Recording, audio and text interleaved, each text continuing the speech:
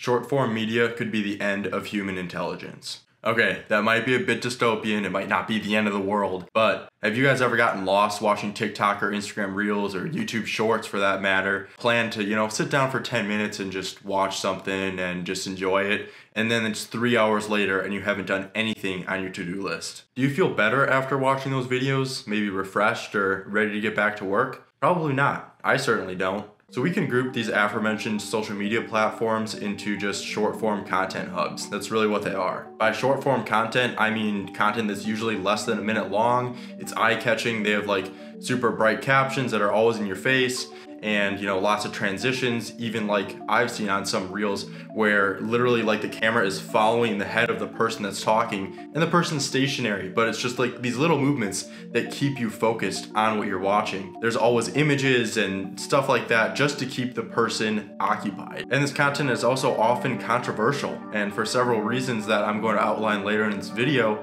they are often very shallow. And the thing is, that's the point. These platforms are designed to keep you on. They're designed with these algorithms that feed you content that'll just keep you on the app as long as possible. It's not content that is directly going to give you value in some way. It might just be entertainment content. At the end of the day, if it keeps you on the platform, that's what the companies want. The crazy part is, these platforms are following what we're becoming. And this is really why we need to be aware of this and be aware of the downsides. So here I'm going to flesh out the downsides of short form social media content. The first thing that these short content platforms do is train you to have a shorter attention span. Focusing for periods longer than what somebody is used to becomes uncomfortable, and the last thing we want to do is be uncomfortable. That's something that society makes really difficult, is to actually be uncomfortable. A really good example of that is just being bored. Like, when's the last time you were actually bored? Like, I don't remember the last time I was bored. Maybe actually it was back when I was like, I don't know, 8 years old, when I didn't even have technology. My parents didn't allow me to have technology at that time, and I was bored like reading a book or something like that. I haven't been bored in, I don't know, the past 10 years. And now with all this short form media, everyone's used to, working for 5 minutes, checking their phone, responding to a text, maybe getting on their phone and just watching some TikTok videos. It's so easy to just get back on your phone and just scroll and just entertain yourself and just end up passively consuming content that you don't actually want to watch. Another problem with this social media content is that it trains people to avoid deep work. This goes hand in hand with the last thing I just talked about, and deep work is a really important thing for people to actually do something useful with their time and provide some value to the world. And I really don't say this lightly. When it comes to knowledge work, when it comes to education, when it comes to really anything that you're doing, focusing for a long period of time is a necessity. You cannot flesh out a really complex topic in 5 minutes or less. You can't do that in a minute. All these short form media like content platforms will be explaining some like really complex topic, and will just be scratching the surface, and that's all you get. And then you move on and it's a completely different topic. And on the same note, you don't come up with a good idea in 5 minutes or 10 minutes or even half an hour. Good ideas come to you after you have learned a lot in something, and when you actually sit down and contemplate what you're learning about and think about how you're thinking. A really good example of the opposite of this is a man named Adam Grant. He is a professor at the University of Pennsylvania, I believe, and he specializes in organizational psychology. Whenever he's working on something in his research that is something that he's really working hard on, he still goes to his office. He still goes to school, goes to his office like things are normal, but he actually puts in out of office email so he can have 100% focus on his work. It's like an out of office, automatic email thing. Whenever people email him, that's what is sent back to them immediately. So like, people don't disturb him at all. I really think an important thing of this focus idea is that when you have something that distracts you, it doesn't just distract you in that moment, but then you think about doing that thing again when you are going back to whatever work you're doing. So in Adam Grant's example, if he had, been able to see all these emails that he was getting while he was focusing on whatever work he was doing, it would not only distract his attention away from that. But then he would be thinking like, maybe I should respond to that email. But in reality, most emails, most DMs, most texts aren't texts that you need to respond to immediately, and they can wait for a few hours until you're done with your deep work session. Another downside that I feel like a lot of people are somewhat aware of is that social media actually makes you less happy. I have found this in my own life a lot. Whenever I'm on social media a ton, I genuinely feel less happy than if I wasn't on social media at all. A really good example of this idea that short form content makes people less happy is a book that I read recently called Flow by Mihai Csikszentmihalyi. I believe that's how you say his last name, but that is one of the best books that I've ever read, and it really focuses on this idea of flow, which is where you get so focused on something that time passes in an unnatural way. You're just like so focused on whatever you're doing, and then like boom, 3 hours are gone. This is something I experience all the time when I'm video editing. It's something I really enjoy doing, and then 3-4 hours are gone just like it's nothing. And this is something that I can experience too when I'm studying and things like that. That flow experience cannot occur if you always have these distractions available to you that are not only distracting you in that current moment, but are training you to continue to have that distraction while also providing a residue where you're thinking back like, maybe I should respond to whatever this was, or maybe I should do something else because I feel like I'm getting out of this flow state or whatever. You just gotta keep going in it, and then it just gets easier and easier. And in the book called Flow, Mihai also talked about how people are happiest when they are in a state of flow, when they're in a state that they require 100% of their focus on the task at hand, where they forget about anything else. It's like you are kind of removed from reality. It's a different kind of reality because you're just so focused on whatever you're doing. You don't think about all the shit that is worrying you and making you anxious, making you depressed.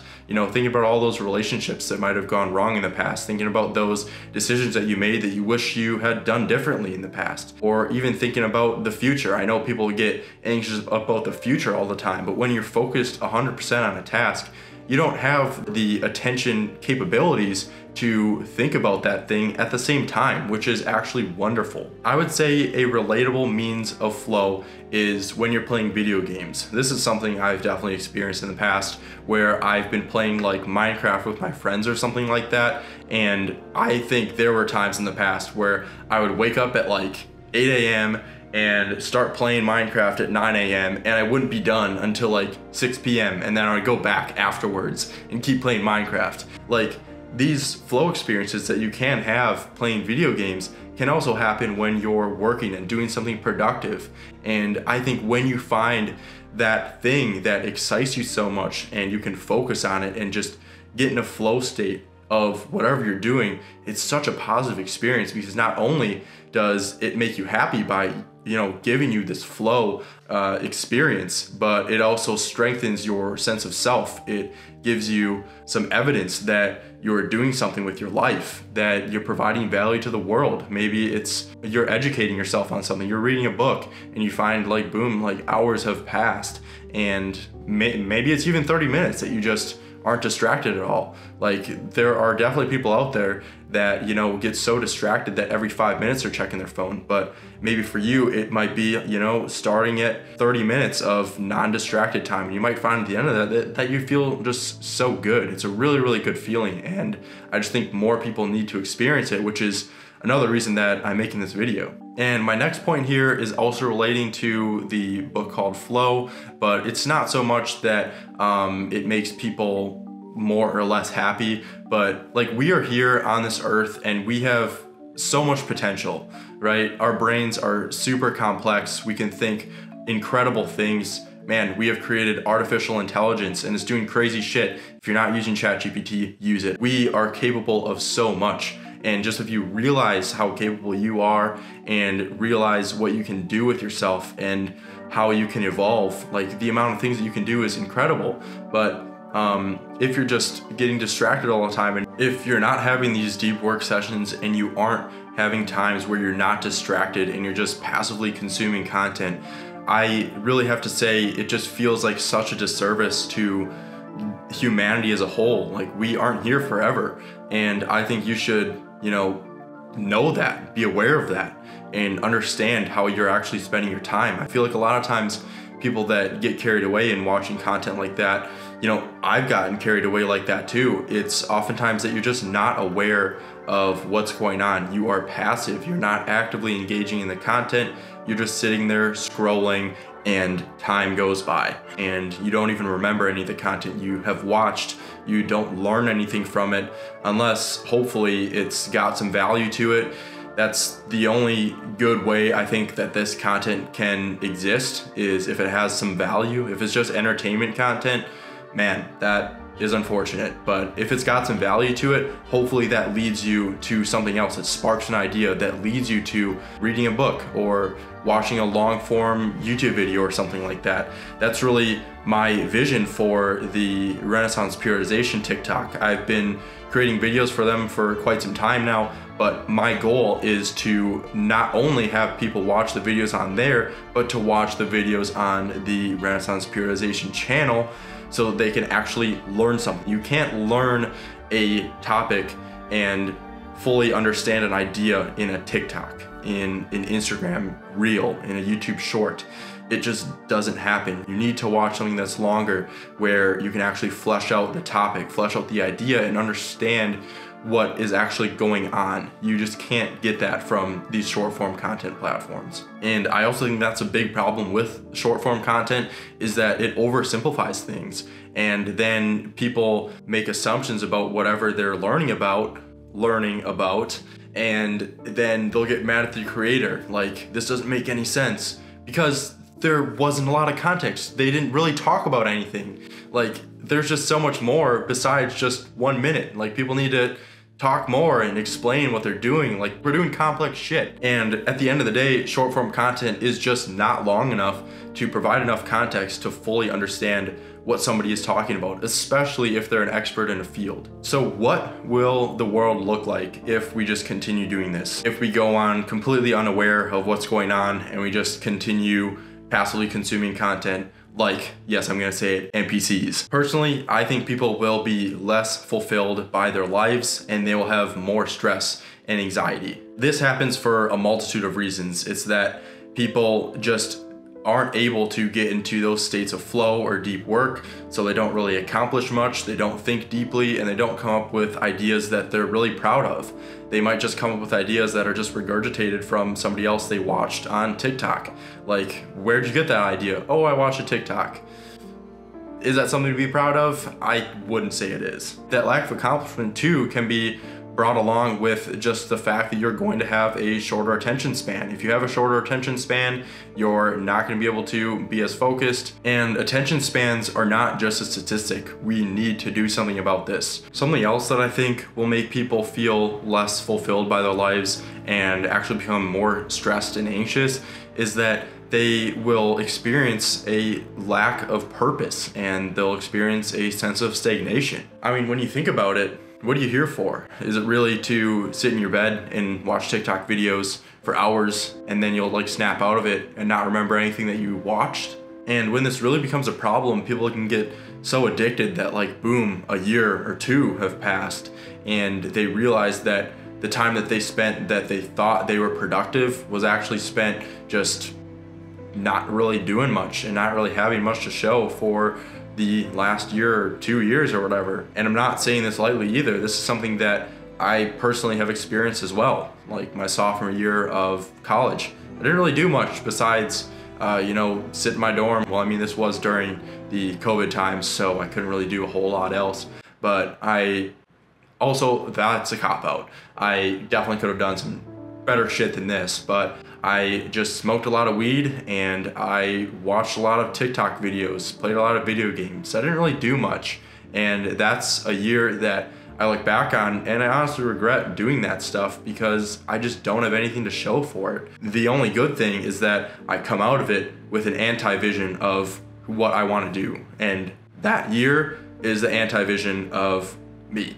And that creates my vision to do all the stuff that I do now. So honestly, in that sense, I've turned it to a positive, but that's something that I'll get into in another video. And then one more thing, if we just keep this addiction hanging around, is people will become less creative. This is something that I think is a big problem, especially with artificial intelligence coming out. Like, artificial intelligence can't be creative like us. We have so many different things that we are trained on. Artificial intelligence isn't trained on that many things yet, but also it can't think creatively. It's trained on, information, whereas we have, original thoughts, or at least maybe we do. This is probably a more philosophical question that I don't have the answer to at the moment, but this is huge. Without being able to focus and think deeply, you're gonna be less creative, plain and simple. As someone who has experienced this problem, at the end of the day, here is my advice. The number one most important thing of creating any sort of meaningful change is to acknowledge that there is a problem. Journaling has been something that I've found to be incredibly helpful in this. When you're trying to make a meaningful change in your personal character, in anything that you're doing in your life, whether it be education related, whether it be relationship related, anything in life really. Journaling helps so much. You can put out your mind and you can have clear thoughts. I think just writing things down on a blank sheet of paper just requires you to think clearly about what you're thinking, and allows you to articulate ideas in such a way that is rather therapeutic for you. I think if you don't have access to a therapist, journaling can do a lot that a therapist does. I've experienced both. I'm currently seeing a therapist, but they're both amazing, and journaling is a great place to start. Number two, I would recommend creating a schedule of when you'll actually use socials. So this could be something like you don't use social media until 10 a.m. every morning, where you wake up at 6 a.m. let's say, and you get a bunch of work done in the morning, and then you can use social media at 10 o'clock when you're done with that stuff. And that morning time block can just be a time where you sit down, focus, and think deeply for that entire time, which can actually be like super nice. You start your day on a really good note because you get a bunch of shit done and you feel good about what you did because it was all meaningful shit that you did when you were in a flow state. On the same note, another thing I find really helpful is to just never use your phone in bed. This is something that people do a lot. They'll be on their phone before they fall asleep. They'll be on their phone the first thing when they wake up. Just don't be on your phone around the time that you are going to bed. It will allow you to sleep better. It'll allow you to get better sleep in general. Like, you'll be able to fall asleep quicker, but also have higher quality sleep is kind of what I'm getting at. And I would also recommend to not use your phone at your desk. Make it so that you just never have that in the deep work atmosphere that you're creating. Like, just don't even have your phone on the table, in your pocket, anything. Just put it in your backpack or something like that. Whenever I'm at school and I'm trying to actually focus on a lecture, I will put my phone in my backpack. Whenever I sit at my desk over there and I'm doing school or I'm editing a YouTube video or something like that, my phone will not be there. My phone does not make it to my desk, and the difference it has made in my productivity and my mental health is just huge. I would highly recommend it. Give it a try and see how you like it. And my last tip is to find replacement ideas of what to do with your time. Maybe it's not reading a book. Reading books is really difficult when you come from a norm where you are just distracted all the time, where you can't spend 5 minutes just reading. Reading doesn't capture nearly as much of your attention as watching a video with lots of visual effects and audio and someone talking, things like that. There's so many more things going on in a video than just a sheet of paper with text on it. So maybe that's not the place to start. Maybe the place to start is to watch a longer form YouTube video. Maybe the place to start is simply just spending more time with your friends, talking to your family, strengthening the relationships that you already have. That's all stuff that is really positive and that can help you just get away from this constant distraction mode that so many of us are in. All of these things will strengthen your sense of self, while a passive consumption of media will push yourself away. And that is pretty much everything that I've wanted to say on this topic. I hope you guys enjoyed this video. This is my first time ever creating a video like this. I definitely want to create more content like this. I feel like my channel has been just so focused on fitness, and it's just one piece of who I am. And there's a lot of other parts of me that I want to share with social media, and I hope I can bring some value to you guys through this. Like, at the end of the day, I want to provide some sort of value, some educational context to anybody that's watching, something that you guys can literally take away from these videos for watching them. I feel as if the education that I do and my passion for learning is something that I want to share with everybody. I want to be able to teach people, and I want this to really be a channel where people can learn something from what I experience and what I enjoy learning about. So that's really my goal at the end of the day, but I don't really want to go on too long of a ramble about that because I did that in last video that was 20 minutes long. Anyways, I hope you guys enjoyed today's video, and subscribe for more videos in the future, all that bullshit, and have a good rest of your day.